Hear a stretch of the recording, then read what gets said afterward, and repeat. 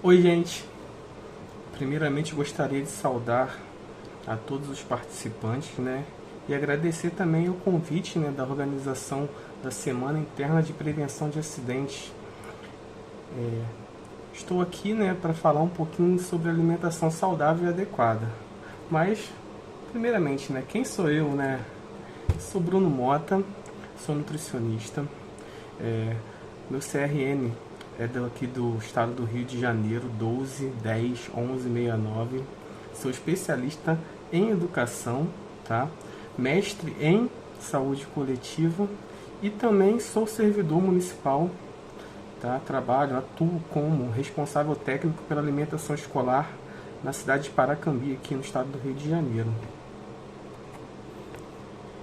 E para a gente dar início, né, a essa conversa, que eu espero que seja bem agradável, espero que seja bem descontraída, né, mesmo a gente não conseguindo ter essa interação, né, quando comparada, né, com uma palestra, né, ao vivo, eu gostaria que vocês pudessem, e eu também sair daqui bem satisfeitos, né, com essa apresentação. E gostaria também já de iniciar, né, fazendo uma pergunta para todos e todas.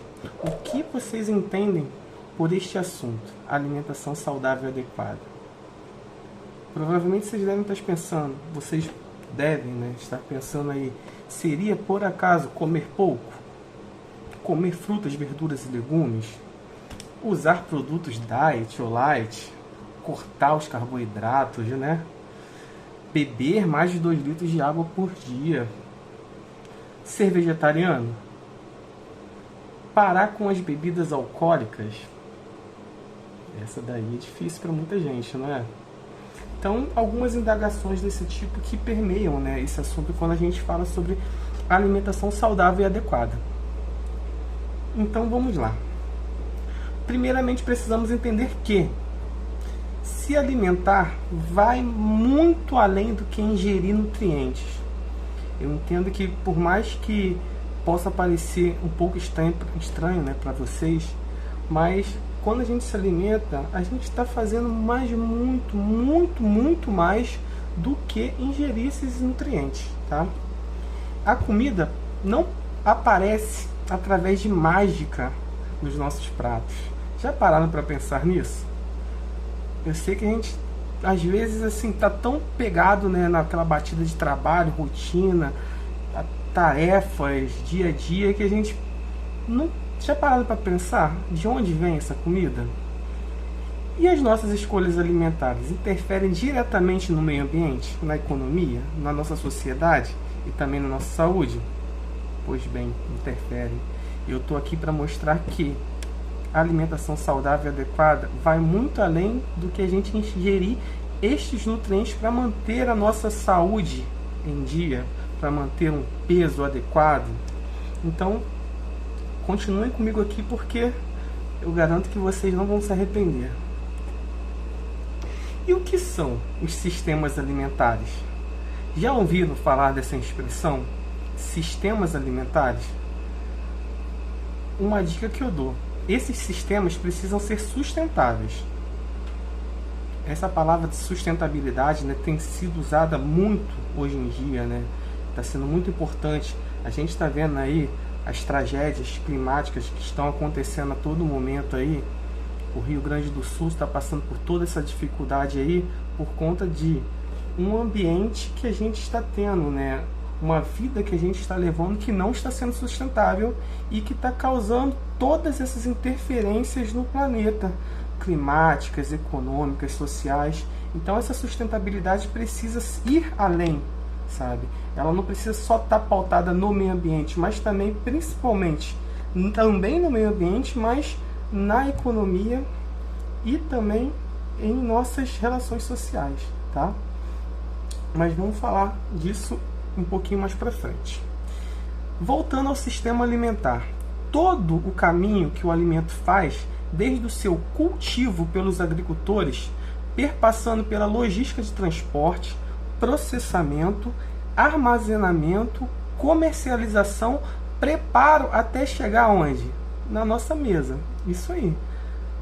Todo esse caminho que o alimento percorre desde a sua produção lá na roça mesmo, lá com os agricultores, até chegar no nosso prato, até chegar na nossa boca, até chegar na nossa barriga, faz parte desse sistema alimentar, ok? Então, continuem aí.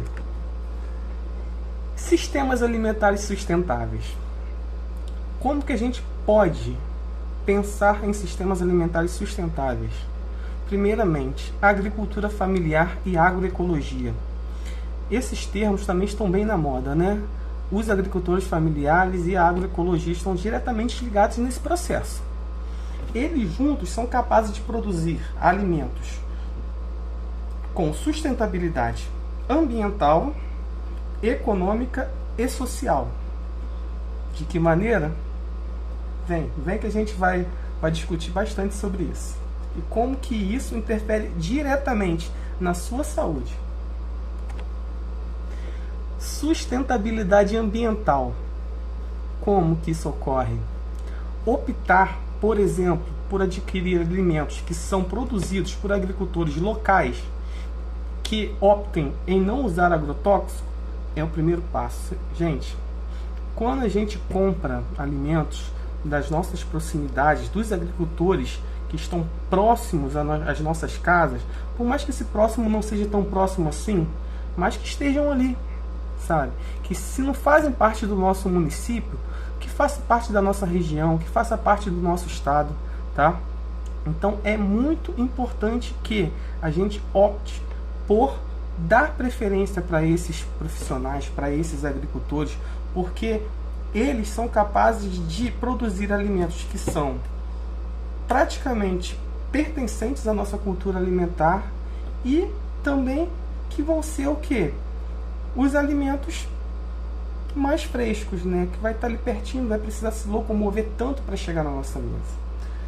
Então, outra coisa muito importante quando a gente pensa em sustentabilidade ambiental. Alguém aqui já ouviu falar sobre alimentos transgênicos? Pois é, infelizmente está muito comum a gente estar consumindo esses alimentos transgênicos. Quem aí nunca viu aquele Tzinho que fica nas embalagens dos produtos processados, ultraprocessados que a gente compra no mercado? Então, aquele Tzinho ali, você pode perceber que onde tem aquele Tzinho ali, a gente sabe que tem alimento transgênico, e para sustentabilidade ambiental isso é muito grave, tá, gente? Porque ele é capaz de desequilibrar o meio ambiente, porque eles são modificados geneticamente. Então, teoricamente, eles não deveriam existir dentro de um ambiente natural. E com isso, eles acabam substituindo outras espécies de plantas que não são transgênicas e acabam fazendo todo um desastre ambiental, tá? Mas isso é assunto para próximas etapas aí. Por enquanto, é importante a gente saber que a gente deve não optar por esses alimentos transgênicos. Outra coisa muito importante, os alimentos da safra são o quê? Mais nutritivos. Então, quando a gente opta em comprar alimentos da safra, primeiramente, eles são mais nutritivos, mais saborosos, têm menos agrotóxicos, tá? E são mais baratos. Então, quando a gente está passando, por exemplo, por hoje, que estamos pagando muito caro por uma alimentação saudável, muito por conta de políticas públicas que não estimulam a produção desses alimentos saudáveis e estimulam a produção de alimentos não saudáveis, dando subsídios para esses alimentos não saudáveis serem comercializados e não dando esses mesmos subsídios para os alimentos que são saudáveis. Isso é um fator muito importante. Então, consumir alimentos da safra ajuda bastante a gente diminuir o custo com essa alimentação, ok? A gente vai falar um pouquinho mais sobre questão de custo, mas o mais importante é a gente entender que a gente precisa consumir alimentos da safra porque eles vão ser mais baratos, ok? E alimentos também que estão próximos da gente, dos agricultores familiares locais, porque também vão ser mais baratos, ok? Porque vai ter menos custo de atravessadores, vai ter menos custo de transporte, então esses alimentos vão chegar mais baratos na nossa mesa.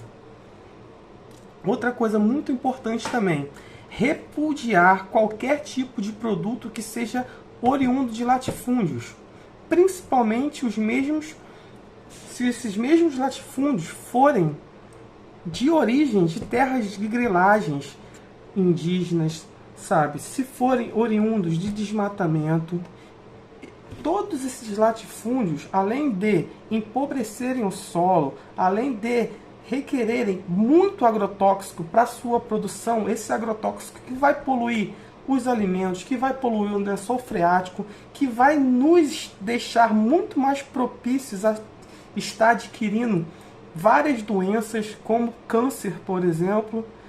Então, é muito importante a gente tentar evitar ao máximo esses alimentos de grandes propriedades, de grandes latifúndios, de grandes monoculturas. Também é importantíssimo para uma sustentabilidade ambiental. Ok? Então vamos lá. Próximo passo. Sustentabilidade econômica.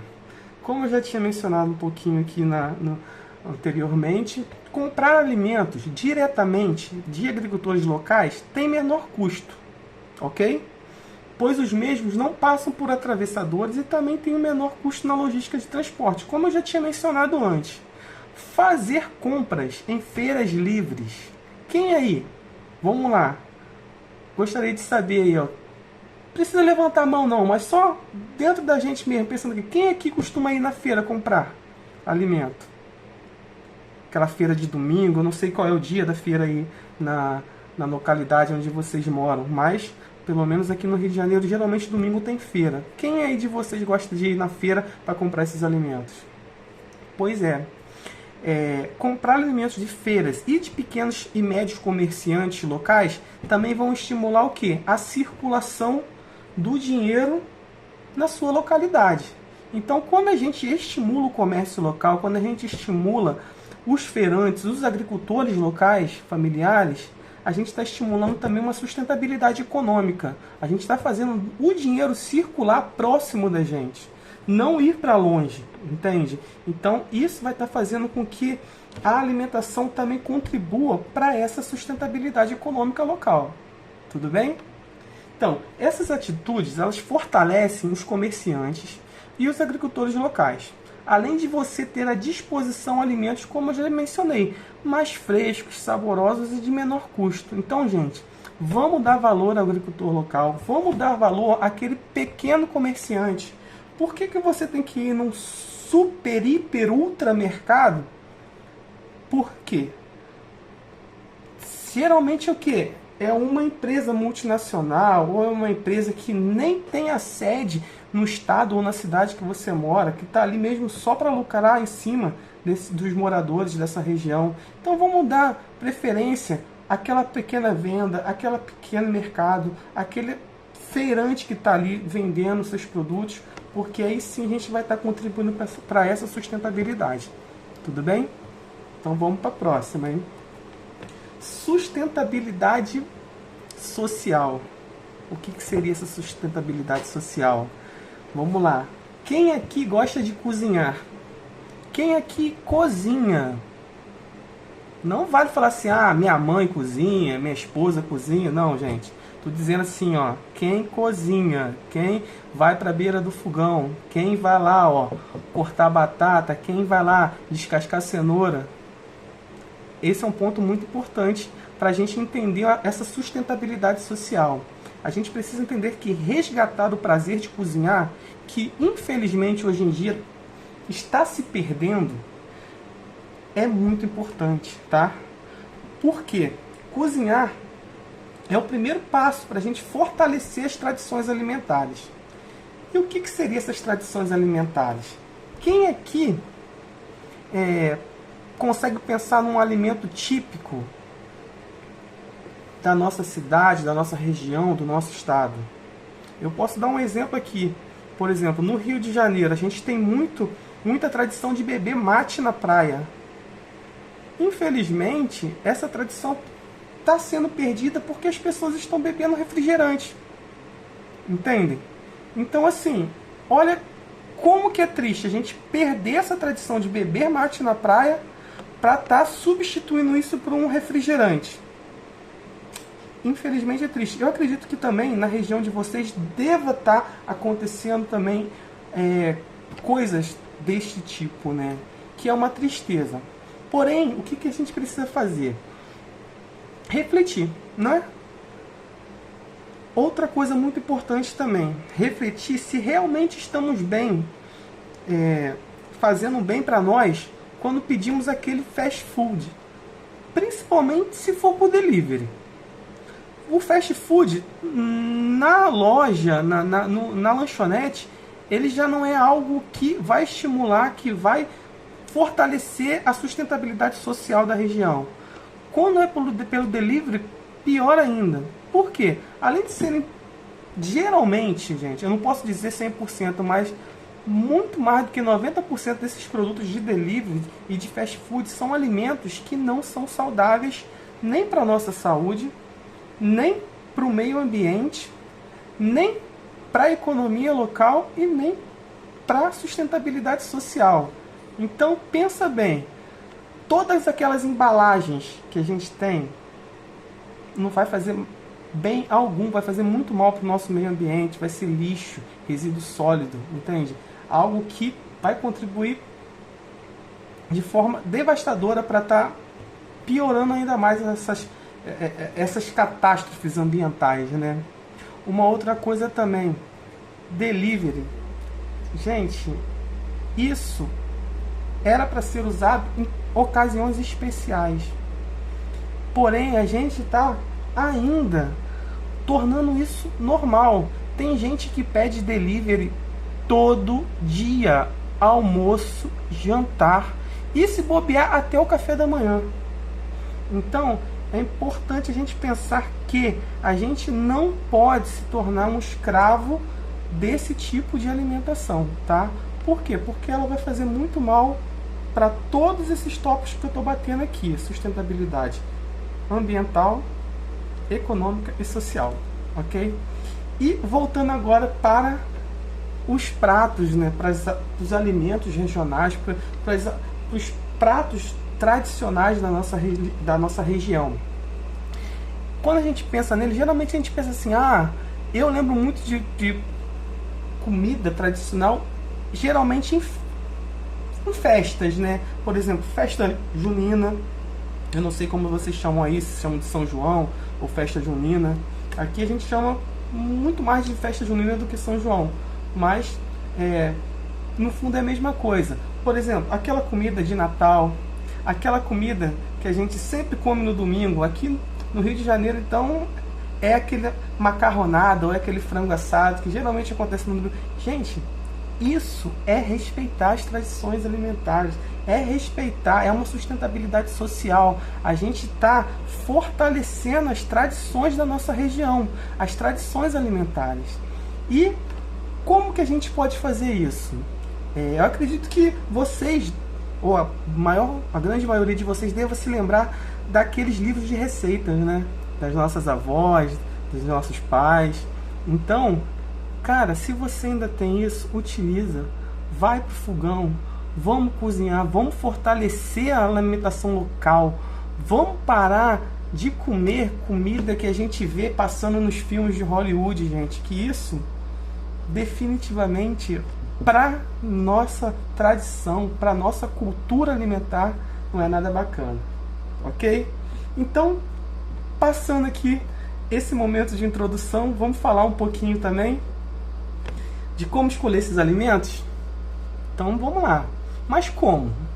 Como escolher esses alimentos? Vocês já devem ter ouvido falar que temos que comer mais alimentos naturais, entre aspas, e menos industrializados.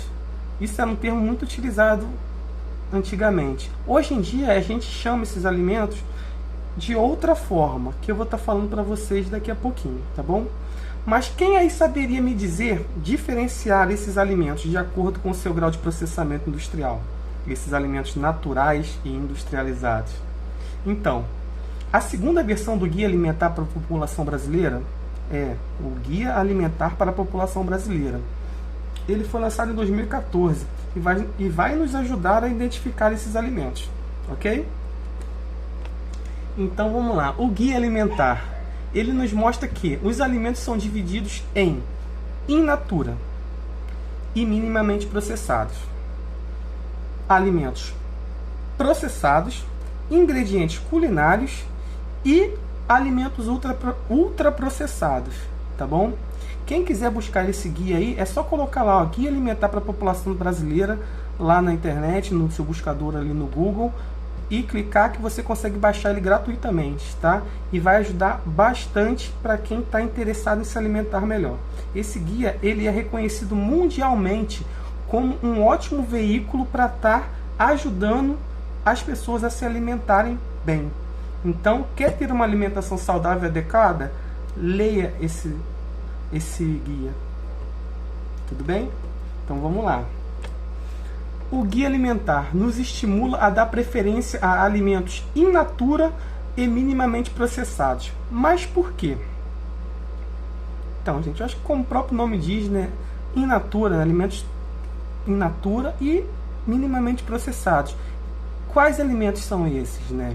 Então a gente pode pensar nas frutas, verduras, legumes, tá? A gente pode pensar nos grãos, feijão, arroz, tá bom? Farinha de mandioca, milho, fubá, leite, ovos, carnes. Então, esses alimentos são alimentos in natura e minimamente processados. Eles devem ser a base da nossa alimentação. São esses alimentos que vão nos deixar, vamos dizer assim, com uma saúde em dia e também vão ajudar a gente a ter todo aquele trabalho de contribuir e respeitar a... Gente, desculpa, minha cachorrinha aqui, ela fica emocionada quando chega alguém, mas, perdão, vão contribuir para fazer toda aquela sustentabilidade ambiental, econômica e social. Então, por favor, gente, a base da nossa alimentação tem que ser esses tipos de alimento. Agora vamos falar um pouquinho sobre os ingredientes culinários. O que seriam esses ingredientes culinários? Seriam alimentos que nos ajudam a, principalmente, temperar, de uma forma bem grosseira aqui, temperar e preparar nossas refeições.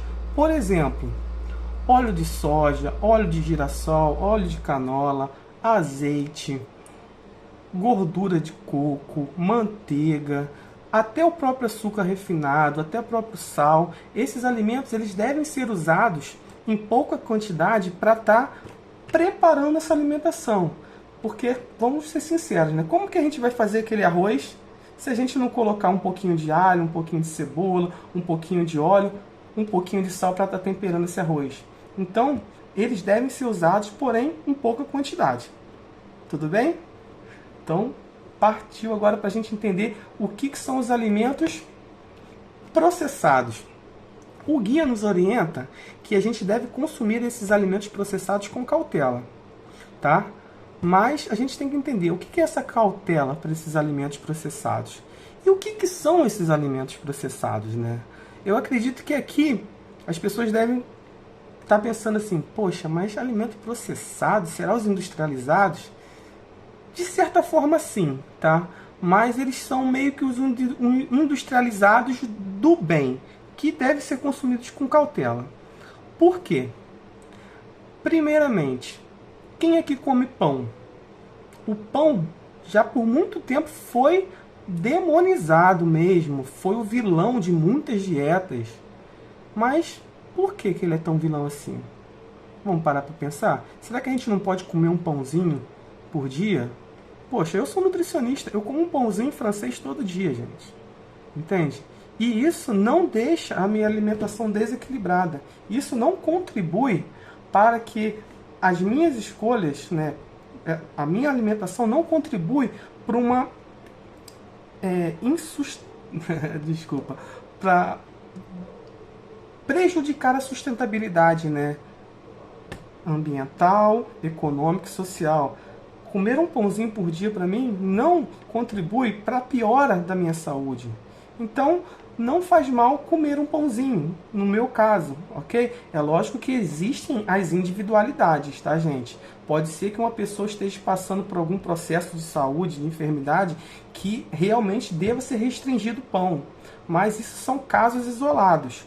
para uma pessoa normal, para uma pessoa sadia, o normal entre aspas, tá, gente? Comer esse pãozinho pela manhã provavelmente não vai fazer mal não, ok? Mas quais são os outros alimentos processados? Queijo. Quem gosta de um queijinho aí? Quem gosta, por exemplo, de um milho em conserva, aqueles milhozinhos na latinha? Quem é que gosta, por exemplo, de... Vamos lá, gente. Vocês podem falar aí também, tá? Eu não vou ouvir daqui não, mas se quiserem aí exemplificar alguns tipos de alimento processado, vocês podem falar também, né? Então, gente, alimentos processados é isso. Queijos, pães enlatados, tá bom? Que a gente deve utilizar com cautela, ok? Então, vamos para mais uma aí, hein? Agora é a parte que me deixa mais intrigado, gente, de comentar aqui com vocês, né? Os alimentos ultraprocessados. O Guia Alimentar para a População Brasileira desestimula a ingestão destes produtos. Eu mencionei que a palavra alimentos ultraprocessados, mas eu nem gosto de dizer que eles são alimentos. Mas eu também não estou aqui para demonizá-los, tá bom? Não é proibido comer alimentos ultraprocessados. Porém, eles não devem ser base da nossa alimentação. É lógico que um dia ou outro pode acontecer da gente comer sim. A gente também não tem que ficar com o coração pesado por conta disso, não. Mas é importante que a gente evite ao máximo esse tipo de alimento. E vocês devem estar pensando, Bruno, fala logo que alimentos são esses. Gente, eu acho que não precisa nem exemplificar muito, né? Refrigerante, macarrão instantâneo, doces, embutidos, como salsicha, biscoitos e bolachas recheadas. Eu não sei como é que vocês chamam os biscoitos aí, né? Mas aqui no Rio a gente chama de bolacha, bolacha não, de biscoito. Mas em outros lugares do Brasil muda o nome, né? Mas assim, evitar mesmo, sabe? Esses alimentos, aquele alimento congelado, aquela lasanha congelada, aquele hambúrguer que já vem pronto, sabe? Temos que evitar ao máximo esse tipo de alimento. Por quê?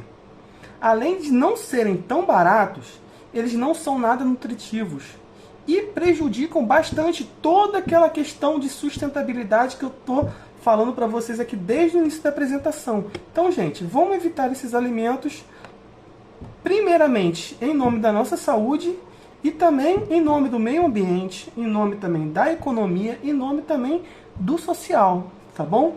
Então, o que eu peço para vocês aqui é deixarem de comer ao máximo esse tipo de alimento que vai fazer bem para todo mundo. Tudo bom? Tudo bem? Ok? Então, guardem isso na cabeça, gente. Evitar ao máximo os ultraprocessados, tá bom? Mas como saber se um produto é ultraprocessado? Já pararam para pensar, Bruno, como eu sei que um produto é ultraprocessado? Geralmente os ultraprocessados, geralmente não, todo ultraprocessado ele vem numa embalagem. E essa embalagem, geralmente na parte traseira da embalagem, ela tem o que a gente chama de tabela nutricional e próximo à tabela nutricional tem a lista de ingredientes. Eu vou dar um exemplo aqui de um biscoito.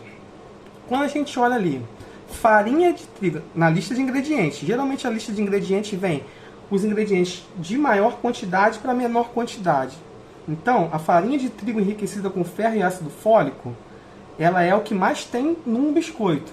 Depois vem açúcar, depois vem óleo vegetal, depois vem sal, depois vem glúten, depois vem emulsificante, depois vem diglicerídeos de ácidos graxos, depois vem estearol 2-lactil, lactato de cálcio, polissobarto 80, conservadores. Vocês sabem o que são todos esses nomes? Eu parei de entender ali no sal. E olha que eu sou nutricionista, gente.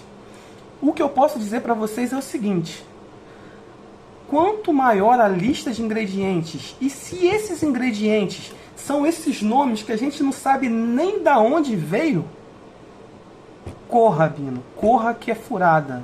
Então, não caiam nessa, tá? Quanto menor a lista de ingredientes e quanto menos ingredientes com esses nomes estranhos tiver, melhor é esse alimento. ok? Então, conseguiram entender?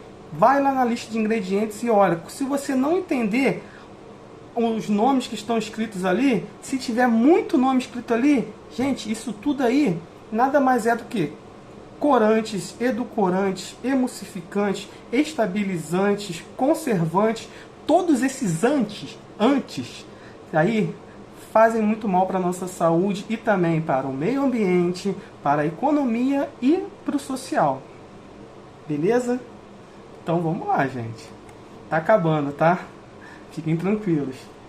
Então, resumindo, alimento in natura. Vou dar alguns exemplos aqui. Seria o pêssego, seria o milho, seria a carne. Alimento processado seria o pêssego em calda, seria o milho em latinha, seria a carne temperada já, tipo uma almôndega. Alimentos ultraprocessados seria o suco de pêssego em caixinha, aquilo que a gente chama de néctar. Seria o salgadinho de milho, sabe? Aqueles que a gente compra em pacotinho, que abre e faz assim, ó, e sai aquele cheirinho característico. Então esse é um alimento de milho ultraprocessado. E, por exemplo, um hambúrguer congelado seria uma carne ultraprocessada. Então, esse resuminho aqui a gente consegue fazer para vocês entenderem melhor o que é um alimento in natura, um alimento processado e um alimento ultraprocessado. Lembrando que a gente deve fazer da nossa alimentação basicamente alimentos in natura e minimamente processados, ok? Alimentos processados com cautela e evitar ao máximo os alimentos ultraprocessados, tá bom? Então, gente, para finalizar aqui essa apresentação, gostaria de agradecer a todas e todos pela atenção, ok? Gostaria de dizer que eu tirei todas essas informações aqui do Guia Alimentar para a População Brasileira e também para o Marco de Referência de Educação Alimentar e Nutricional, tá? Ambos vocês conseguem achar na internet, é disponibilizado pelo governo, tá bom? Esses materiais. E quem tiver alguma dúvida aqui, eu já peço que me busquem nas redes sociais também. É só procurar lá Nutri Bruno Mota com T só, tá bom? Que eu vou estar lá no Instagram, que eu vou estar lá no Facebook, que eu vou estar lá no TikTok. Então, quem quiser mais, pode entrar em contato. E é isso, gente. Um bom evento e eu fico por aqui, tá bom? Grande abraço e espero poder contribuir com vocês em outras oportunidades também, tá bom? Beijo!